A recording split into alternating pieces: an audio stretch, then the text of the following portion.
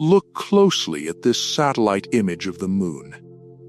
Even today, more than 50 years after humans last walked there, you can still see the tracks they left behind in the lunar dust. You can even spot parts of the spacecraft that carried them there. This was Apollo 17, the final mission of the Apollo era. The last time human beings stood on the surface of the moon, but now, after decades of silence, a new race to the moon has begun. The question is, why now? And why did it take so long? To understand this new space age, we first have to understand the first one. In the 1960s, space was not just about science. It was about power. The United States and the Soviet Union were locked in a global rivalry. Each side wanted to prove that its technology, its system, and its vision of the future were stronger. At first, the Soviet Union was ahead. It launched the first satellite. It sent the first animal into orbit. Then, it sent the first human being into space.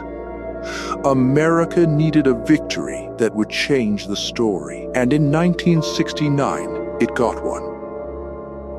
NASA landed human beings on the moon. By 1972, 12 American astronauts had walked across the lunar surface. Then the mission stopped, not because the moon had lost its mystery, but because the mission had already served its purpose. Apollo was extremely expensive. It cost billions of dollars, and after America beat the Soviet Union to the moon, the urgency began to fade. The United States had made its point, so the focus shifted. Satellites, space stations, the space shuttle, the International Space Station. For decades, the moon became a memory. Something humanity had done once, but never truly returned to. Meanwhile, another country was quietly building its own lunar ambition, China. In 2006, one of China's top space scientists said that lunar exploration was a reflection of national power. China began turning that idea into reality. In 2013, it landed an uncrewed spacecraft on the moon, something no country had done since the 1970s. That got Washington's attention. Because China was no longer just studying the history of Apollo. It was preparing to create its own. Today, China has made it clear that it wants to land humans on the moon, and the United States does not want China to get there alone. That is why both nations are now moving toward the same destination, the moon. America's plan is called Artemis. But Artemis is not just one mission. It is a long-term campaign to return humans to lunar space, build systems that can be used again, and eventually create a lasting presence on and around the moon. The first major step was an uncrewed flight around the moon. The next step brings astronauts back into lunar space after more than 50 years. Future missions are expected to prepare the way for humans to return to the lunar surface. But progress today is much slower than it was during Apollo. One major reason is safety. In the 1960s, the appetite for risk was far greater. The Apollo astronauts were brave, highly trained, and in many ways extremely lucky. Space is dangerous. A rocket is not just a vehicle. It is a controlled explosion powerful enough to break free from Earth. Today, NASA has to move with more caution. Every system must be tested. Every delay affects the next step. NASA has built the Space Launch System to carry astronauts beyond low Earth orbit. The Orion spacecraft is designed for deep space. Private companies like SpaceX and Blue Origin are developing key technologies for landing on the moon. The goal is to reduce costs and build systems that can support more than one mission. But that also makes everything more complex. Different rockets, different spacecraft, different companies, different timelines. And while America works through Artemis, China is moving quickly. China has already landed spacecraft on the moon, returned lunar samples, and built its own space station. Now it wants to send astronauts to the moon before 2030. Chinese officials may say they are not in a race. But China's ambition is clear. It wants to become a leading space power. American officials see the challenge differently. They do not want China to reach the most valuable parts of the moon first and shape the rules alone. As both programs move forward, two separate visions for the moon are taking shape. On one side is the US-led Artemis Accords, a growing group of countries that support shared principles for space exploration.